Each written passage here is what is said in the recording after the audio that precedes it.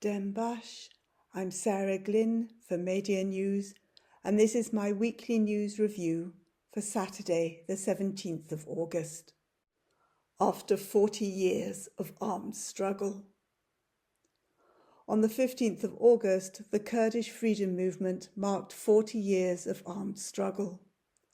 Besse Hawzat, co-president of the Kurdistan Communities Union, which includes the PKK, explains that the significance of the 15th of August concerns more than the military struggle of legitimate defence.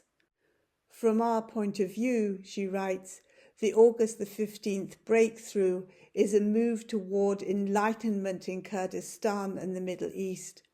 With the August the 15th breakthrough, a great revolution of mentality took place in Kurdistan. A great people's revolution took place and a women's revolution took place. The disbelief, frustration, pessimism and hopelessness created by the enemy in Kurdistan society were destroyed.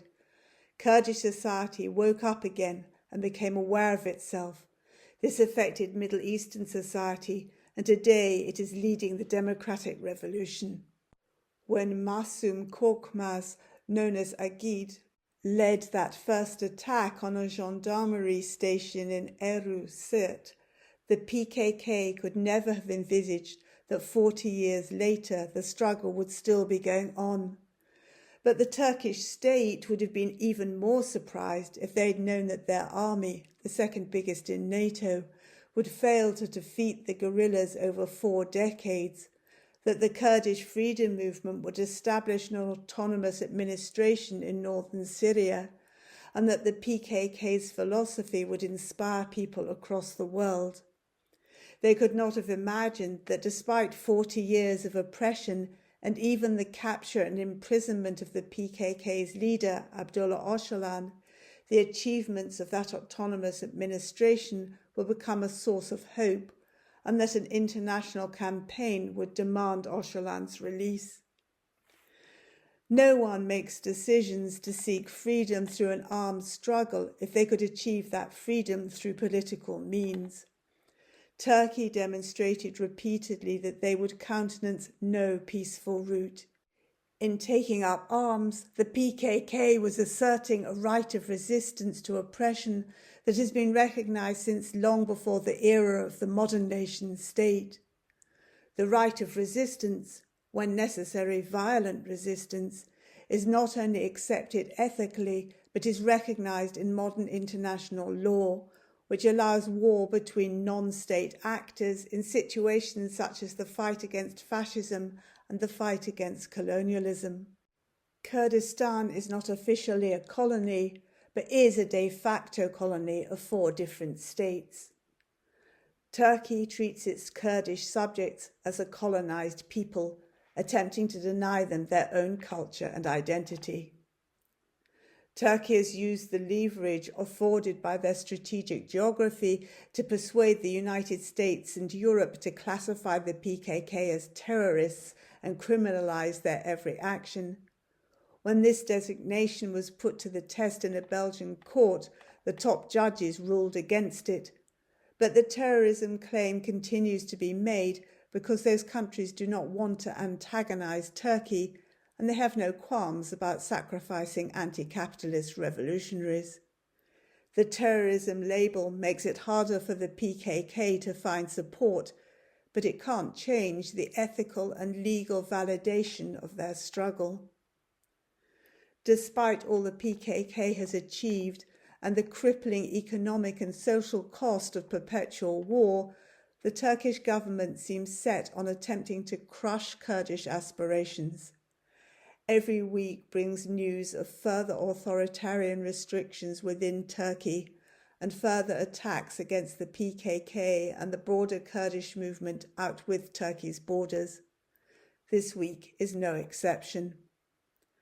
At the time when the PKK began their armed struggle, all use of the Kurdish language was prohibited. The situation improved a bit, especially in the early years of Erdogan's presidency, but since 2015 and Erdogan's alliance with the far-right nationalists of the National Movement Party, the MHP, things have been getting worse again. This week we learnt that political prisoners in Şırnak T-type closed prison have been banned from using Kurdish in their phone calls. They've also been forbidden from hugging visitors, and their lawyers have not been allowed to bring essential pens and documents. Meanwhile, there have been 2 separate reports of workers fired for speaking in Kurdish. 12 young men from Nusaybin working as taxi drivers for a tourist hotel in Bodrum were told that they could not speak Kurdish nor play ethnic music in their cars. They report that their employer would not even let them speak Kurdish outside working hours, and that when they left in protest, they were not given the wages they were due. 2 Kurdish workers were fired and others left their jobs at a restaurant in Istanbul airport that similarly forbade speaking in Kurdish and playing Kurdish music. Again, the sacked workers were not given their outstanding wages. In a situation where the state forbids the use of Kurdish for education and all official business, even referring to it as an unknown language, and regards all Kurds as potential terrorists, it is not surprising that employers display both prejudice against Kurds and fear of Kurdish speech they can't understand. Yesterday saw the first hearing in the case against 3 women and 2 girls who were videoed dancing at a wedding to a song that mentioned Kurdish guerrillas, as many popular Kurdish songs do. This is the first of several cases against Kurds performing Kurdish dances or govend. Human Rights Watch comment, quote, "The European Court of Human Rights has ruled that singing popular folk songs or poems, shouting generic slogans, including at public gatherings, or referencing the 40-year insurgency of the Armed Kurdistan Workers' Party, the PKK, against the Turkish military is protected speech. The content of the songs and slogans from the wedding parties and elsewhere neither incites violence nor creates an imminent danger to individuals that could warrant criminal charges. Turning Kurdish wedding parties into crime scenes by arresting and prosecuting guests and musicians is only the latest example of how, for decades, the Turkish authorities have perverted the criminal justice system to target legitimate activities and political expression by Kurds." End quote. Officially sanctioned prejudice also shapes the reception of the football team from the city regarded as the Kurdish capital, Ahmed or Diyarbakir. beIN Sports, which has the broadcasting rights for Turkey's First League matches, listed all other teams alongside their emblems, but Ahmedspor had a blank space where their emblem should be. Ahmedspor's players and supporters have faced unrestrained violence, and last week, in their first match after their promotion to the First League, the team was greeted with a sea of grey wolf signs from the stands. The Grey Wolves are the far-right paramilitary youth group attached to the MHP, which has been responsible for deadly violence against Kurds and leftists, and their hand sign has been compared to the Nazi salute. Turkey's growing authoritarianism is recognised in the official travel advice from the German Foreign Office, which warns, quote, "Due to the broad definition of terrorism in Turkey, which the European Court of Human Rights considers to be contrary to the rule of law, mere statements, sharing, commenting, or liking posts on social media, which in Germany are covered by the fundamental right to freedom of expression, can be sufficient for criminal prosecution." End quote. Sadly, this recognition of Turkish oppression does not prevent the German government from cracking down on Kurdish political activities in Europe. Turkish lawlessness is not restricted to interactions with the Kurds. Yesterday, the Turkish parliament held an extraordinary session to debate the Constitutional Court ruling that Can Atalay be released from prison and allowed to take up the parliamentary seat that he was elected to last May. When an MP from Atalay's Turkish Workers' Party criticised the ruling Justice and Development Party, the AKP, he was physically assaulted by AKP MPs. A Dem Party MP who tried to stop the assault was left with a cut above her eyebrow, and MPs were seen wiping blood from the chamber floor. The PKK's bases are now in the Kurdistan region of Iraq. They've had a presence there since the 1980s, before the region gained its autonomous status, and withdrawal of PKK guerrillas into Iraq was part of the aborted 2013-15 peace negotiations. Turkey has always carried out cross-border attacks against the PKK, and the latest series of operations, begun at the end of 2017, have been especially intense. Although these are portrayed as simply targeting the PKK, Turkey has made it clear that they intend to establish and maintain control over the entire border region.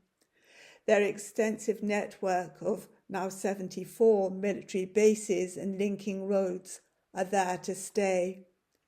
As in their occupations in Syria and their effective colonial control of North Kurdistan or southeast Turkey, they have driven away the local population and destroyed the natural environment. The impact on the people of the region has been recorded by the NGO Community Peacemaker Teams, CPT, who have just published a report analysing all attacks by Turkey and by Iran since the establishment of the autonomous Kurdistan region in 1991. Turkish attacks were responsible for 344 civilian deaths and 358 civilians injured, of which 105 deaths and 169 injured date from the recent operations.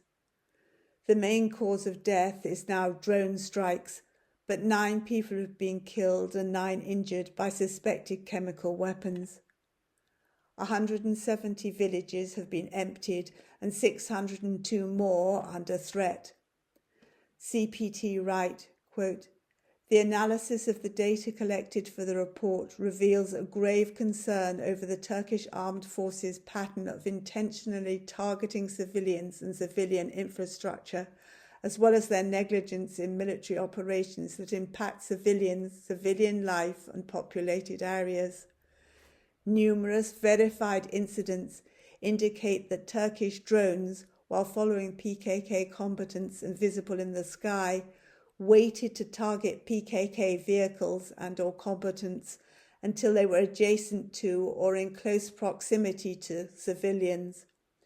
Drone strikes have also targeted civilians and vehicles in areas where there has been no PKK presence." End quote. They note that Turkish forces have also set fire to farmland and forests to destroy agriculture and tourism, and that in one area Turkish telecommunications have suppressed telecommunications from Kurdistan. Livelihoods have been destroyed and traditional customs disrupted. CPT calculates that Turkish armed forces have secured around 86% of the border region, but the PKK is holding firm in their tunnels cut deep into the mountains and claim that Turkish soldiers are suffering both serious casualties and resulting loss of morale. This degree of Turkish control has been made possible by the active support of the Kurdistan Democratic Party, the KDP, which dominates the Kurdistan regional government and has tied its fortunes to the Turkish state. KDP Peshmerga build roads and bases for the occupying Turkish army and supply them with intelligence. In previous years, the Iraqi government protested Turkish invasion of Iraqi territory, but were powerless to do anything about it. However, recently they've been bullied and wooed by Turkey to join them in their attack on the PKK. In March, Iraq announced that they were banning the PKK, though they have not yet defined it as a terrorist organisation. While millions of Kurds commemorated the launch of the PKK's armed struggle, the defence ministers of Turkey and Iraq were signing a joint memorandum of understanding on military, security and counter-terrorism cooperation, following 2 days of talks in Ankara. The Iraqi delegation included the Deputy Prime Minister, the Foreign Minister, who is a member of the KDP, the Defence Minister, the Interior Minister of the Kurdistan Regional Government, and the Chief of Iraq's Popular Mobilization Forces, independent militia recognised by the Iraqi government. The last is significant because many of the PMF militias have links to Iran and would be expected to resist growing Turkish influence. They may be mollified by plans to turn the controversial Turkish military base in Bashaka, which has been the target of PMF rockets, into an Iraqi-run training centre. But there are also plans for a joint Turkish-Iraqi security coordination centre in Baghdad. As the different regional powers make their self-interested tactical alliances, the isolation of the PKK is further reinforced.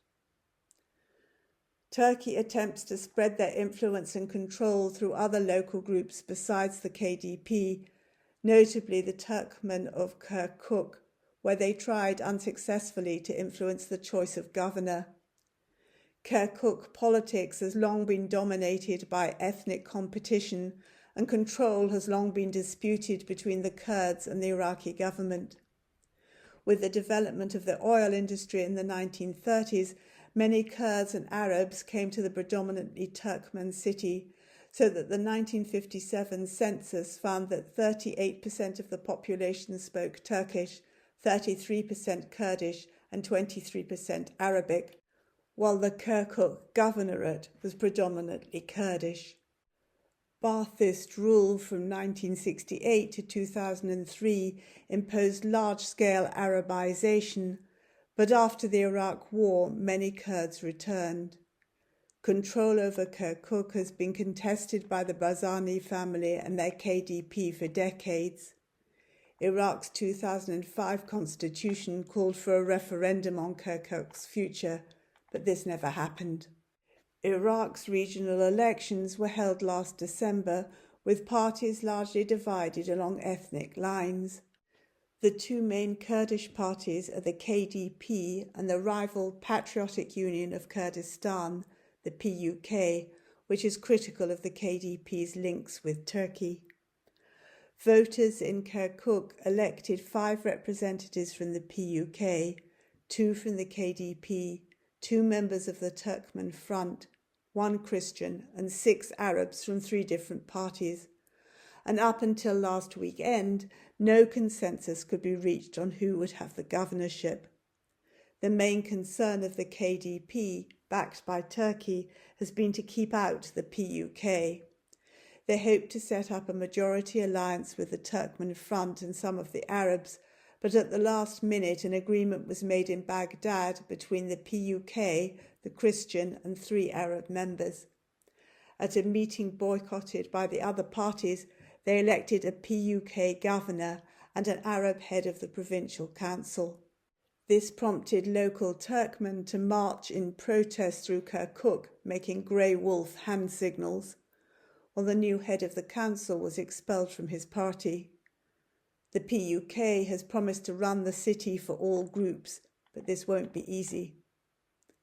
The KDP lost out badly in those last local elections and are concerned about losing power in the elections for the Kurdistan Regional Government due to be held in October, which they have managed to delay for 2 years. Like their mentors in Turkey, they maintain control through suppression of opposition voices, especially journalists. This week, the KDP sent their security forces to prevent the family and friends of murdered journalist Vedat Hisen from commemorating the 8th anniversary of his death at his grave. His sister was hit with a Kalashnikov and a journalist was injured and detained. No one has ever been charged with the murder. In Syria, the very success of the Kurdish Freedom Movement in establishing a democratic autonomous administration has made this a target for Turkish attacks. 8 years ago on Thursday, Kurdish forces liberated Manbij from ISIS, and it is now part of the autonomous administration of north and east Syria. On Monday, it was reported that in the previous week, Turkey had targeted the region with 170 shells in 3 days. Afrin was occupied by Turkey in 2018, but the Kurds haven't given up hope of expelling the occupiers. This week, the Afrin Liberation Forces claimed to have killed 20 Turkish mercenaries and wounded 17 more, with the loss of 2 of their own fighters.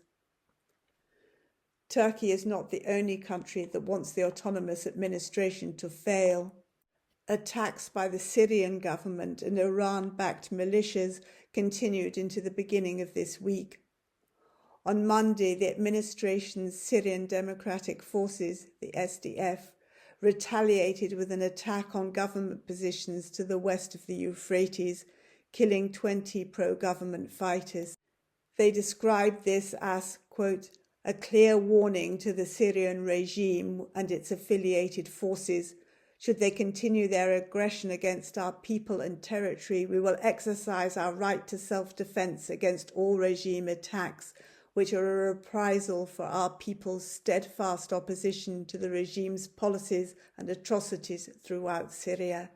End quote. Damascus tried to portray the autonomous administration as the instigator of the clashes, while the autonomous administration called for dialogue and demonstrated the support of many local tribal leaders. The SDF also responded to the attacks by blockading the small government-controlled areas in Heseke and Kamishlo. After Russian mediation, these blockades have been lifted, but it is unclear what else has been agreed. Turkey has tried to persuade President Assad that they have a common enemy in the Kurds and the autonomous administration. Assad wants to end the region's autonomy, but he has made clear yet again that any Syrian reconciliation with Turkey is dependent on Turkish withdrawal from the parts of Syria they are occupying. The Syrian government has demanded a timetable for Turkish withdrawal as a condition for agreeing to further reconciliation talks. Damascus also wants to see the Americans leave North and East Syria, and the Americans are also a target of Iranian-backed groups. A week ago on Friday, a drone hit a US base causing minor injuries, and on Tuesday, shells hit the vicinity of the US coalition's base near Deir ez-Zor's Conoco oil field, causing the coalition to launch a shell in return. For now, though, America is sending a further 230 troops to Syria and Iraq. America has a tactical alliance with the Kurds in Syria for the fights against ISIS, but no country other than Turkey has done more than the US to undermine the PKK. They even have multi-million-dollar bounties on 3 PKK leaders.